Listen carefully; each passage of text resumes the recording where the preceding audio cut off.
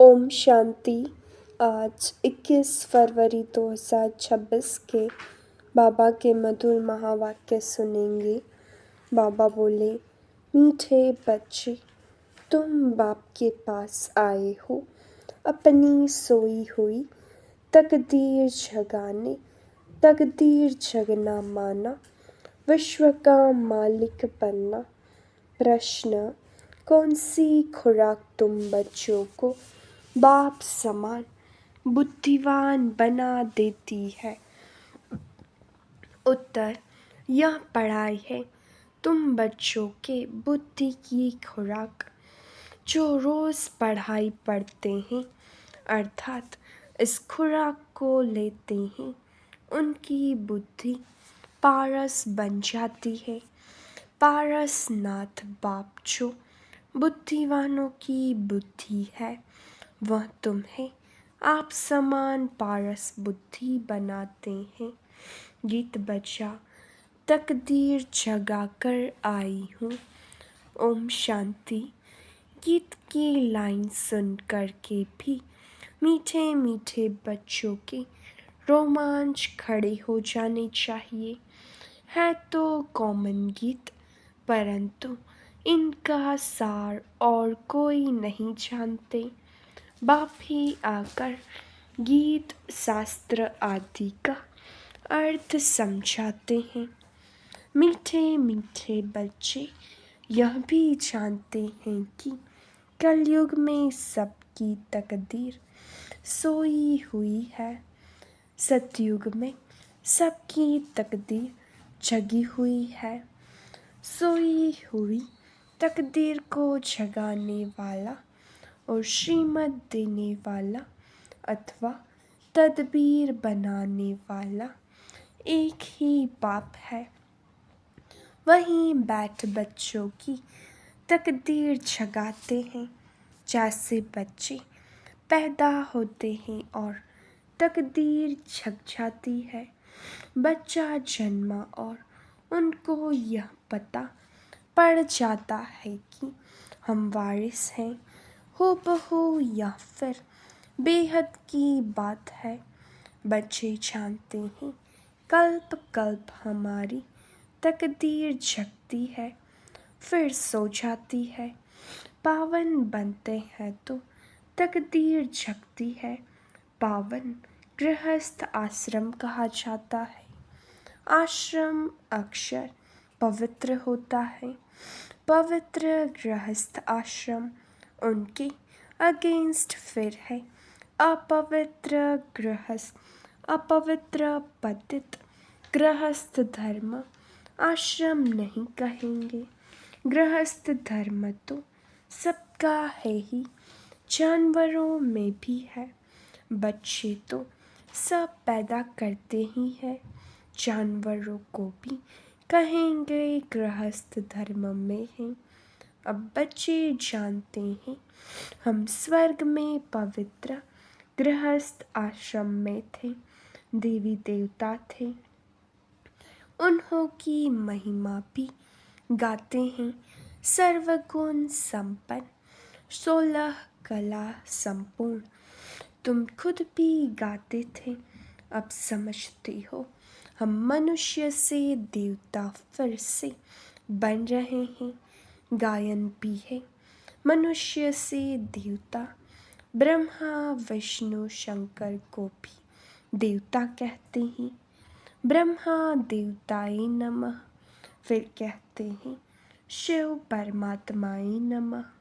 अभी उनका अर्थ भी तुम जानते हो। वह तो अंधश्रद्धा से सिर्फ कह देते हैं। अब शंकर देवताय नमः कहेंगे, शिव के लिए कहेंगे शिव परमात्माय नमः। तो फर्क हुआ ना, वह देवता हो गए, वह परमात्मा हो गया। शिव और शंकर को एक कह नहीं सकते। तुम जानते हो हम बरोबर पत्थर बुद्धि थे, अब पारस बुद्धि बन रहे हैं। देवताओं को तो पत्थर बुद्धि नहीं कहेंगे। फिर ड्रामा अनुसार रावण राज्य में सीढ़ी उतरनी है। पारस बुद्धि से पत्थर बुद्धि बनना है। सबसे बुद्धिमान तो एक ही बाप है। अभी तुम्हारी बुद्धि में दम नहीं रहा है। बाप उनको बैठ पारस बुद्धि बनाते हैं। तुम यहाँ आते हो पारस बुद्धि बनने।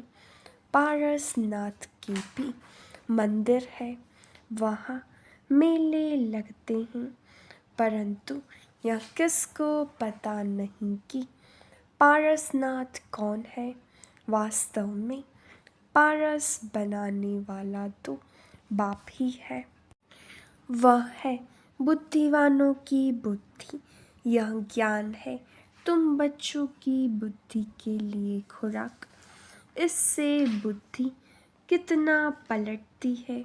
यह दुनिया है कांटों का जंगल। कितना एक दो को दुख देते हैं। अभी है ही तमो प्रधान रौ रौ नर्क। गरुड़ पुराण में तो बहुत रोचक बातें लिखती है। अभी तुम बच्चों की बुद्धि को खुराक मिल रही है। बेहद का बाप खुराक दे रहे हैं। यह है पढ़ाई। इसको ज्ञान अमृत भी कह देते हैं। कोई जल आती है नहीं। आजकल सब चीज़ों को अमृत कह देते हैं। गंगा जल को भी अमृत कह देते हैं। देवताओं के पैर धोकर पानी रखते हैं, उसको अमृत कह देते हैं। अब यह भी बुद्धि से समझने की बात है ना। यह अंजलि अमृत है, वह पतित पावनी गंगा का जल अमृत है। अंजलि जो देते हैं वह ऐसे नहीं कहते कि यह पतितों को पावन बनाने वाला है।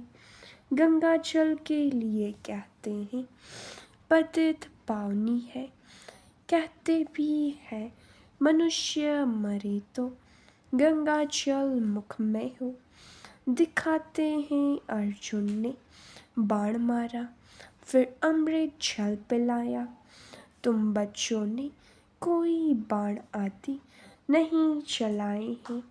एक गांव है जहाँ बाणों से लड़ते हैं। वहाँ के राजा को ईश्वर का अवतार कहते हैं। अब ईश्वर का अवतार तो कोई हो नहीं सकता। वास्तव में सच्चा सद्गुरु तो एक ही है, जो सर्व का सद्गति दाता है, जो सभी आत्माओं को साथ ले जाते हैं। बाप के सिवाय वापस कोई भी ले जा नहीं सकता। ब्रह्म में लीन हो जाने की भी बात नहीं है। यह नाटक बना हुआ है। सृष्टि का चक्र अनादि फिरता ही रहता है। वर्ल्ड की हिस्ट्री ज्योग्राफी कैसे रिपीट होती है, यह अभी तुम जानते हो और कोई नहीं जानता। मनुष्य अर्थात आत्माएं अपने बाप रचयिता को भी नहीं जानती है, जिसको याद भी करते हैं ओ गॉडफादर। हद के बाप को कभी गॉडफादर नहीं कहेंगे। गॉडफादर अक्षर बहुत रेस्पेक्ट से कहते हैं, उनके लिए ही गाते हैं। पतित पावन दुख हरता सुख करता है। एक तरफ कहते हैं वह दुख हरता सुख करता है, और जब कोई दुख होता है वह बच्चा आदि मर जाता है तो कह देते ईश्वर ही दुख सुख देता है। ईश्वर ने हमारा बच्चा ले लिया, यह क्या किया। अब महिमा एक गाते हैं, और फिर कुछ होता है तो ईश्वर को गालियाँ देते हैं। कहते भी हैं ईश्वर ने बच्चा दिया है, फिर अगर उसने वापस ले लिया तो तुम रोते क्यों हो? ईश्वर के पास गया ना, सतयुग में कभी कोई रोते नहीं।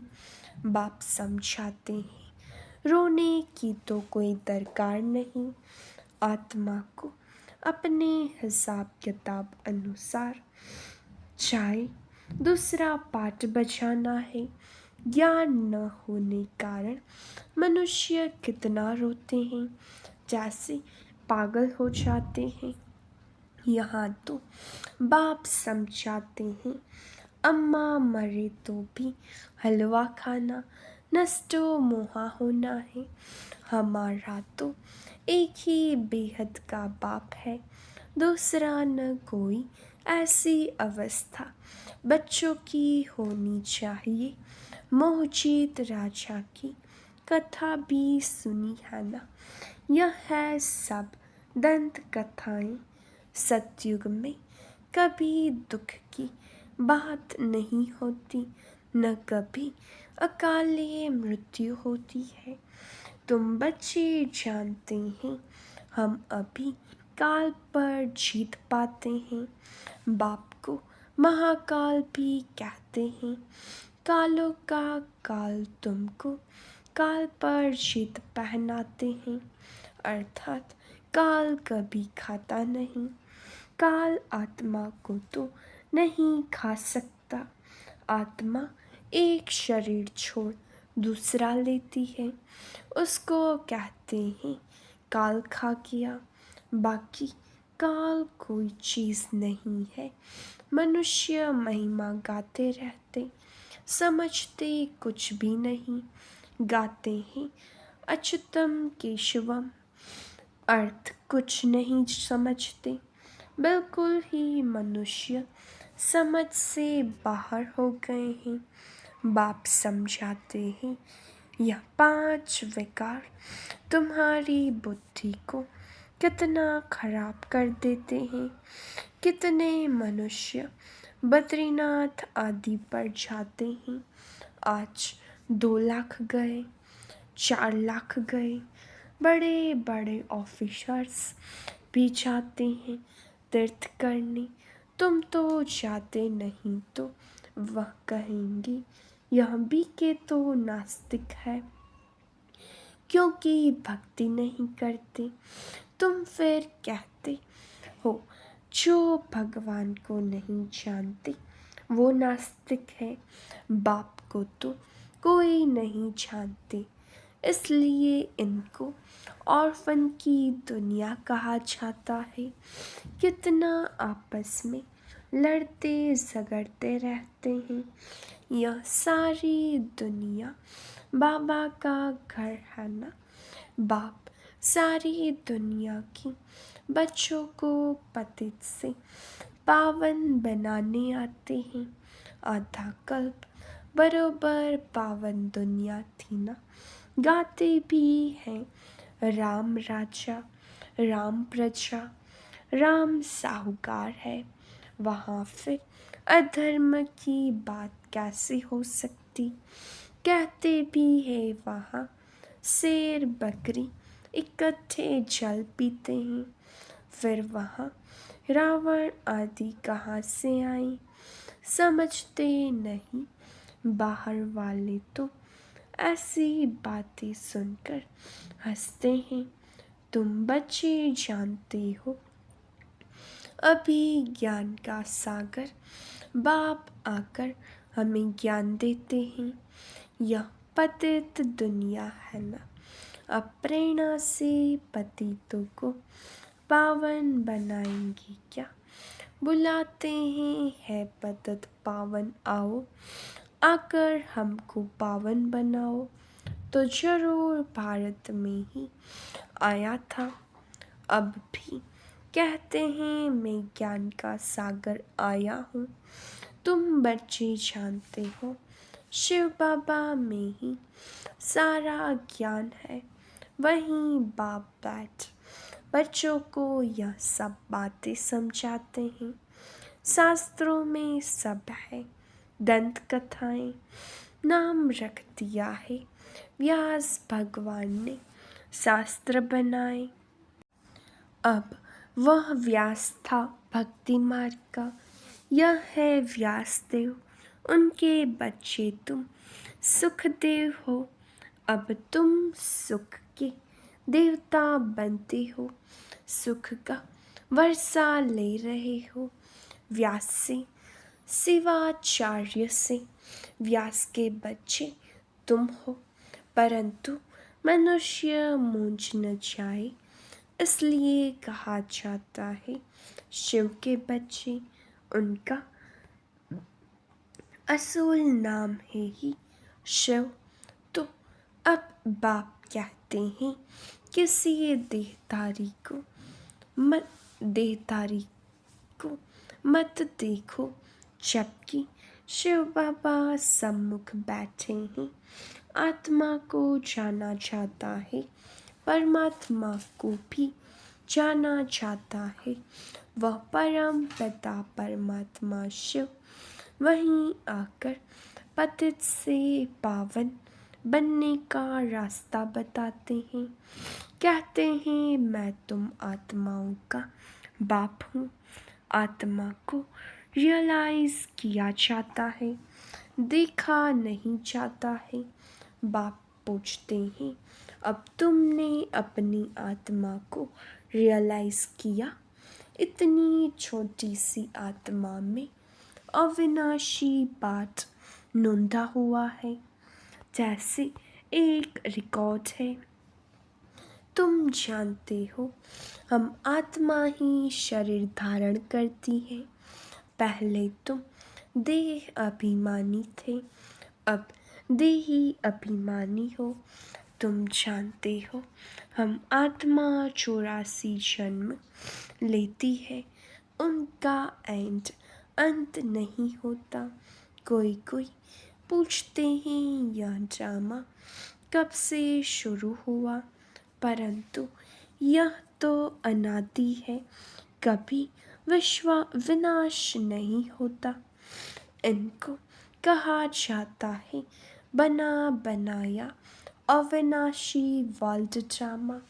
तो बाप बैठ बच्चों को समझाते हैं, जैसे अनपढ़ बच्चों को पढ़ाई दी जाती है।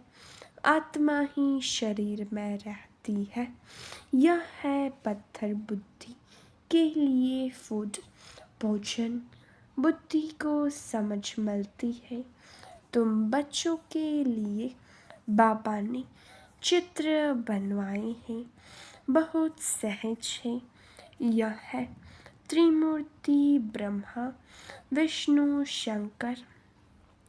अब ब्रह्मा को भी त्रिमूर्ति क्यों कहते हैं?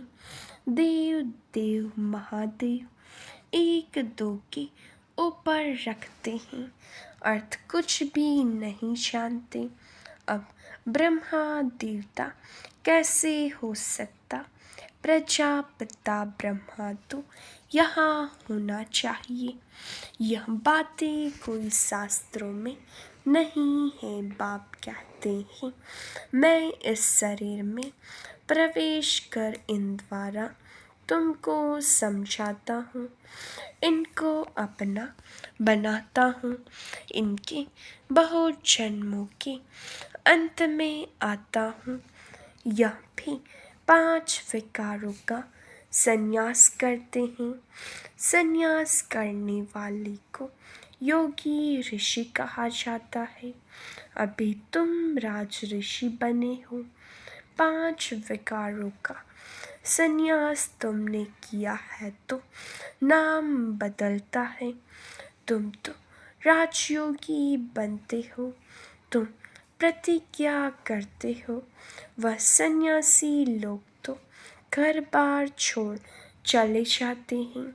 यहाँ तो स्त्री पुरुष इकट्ठे रहते हैं, प्रतिज्ञा करते हैं हम विकार में कभी नहीं जाएंगे।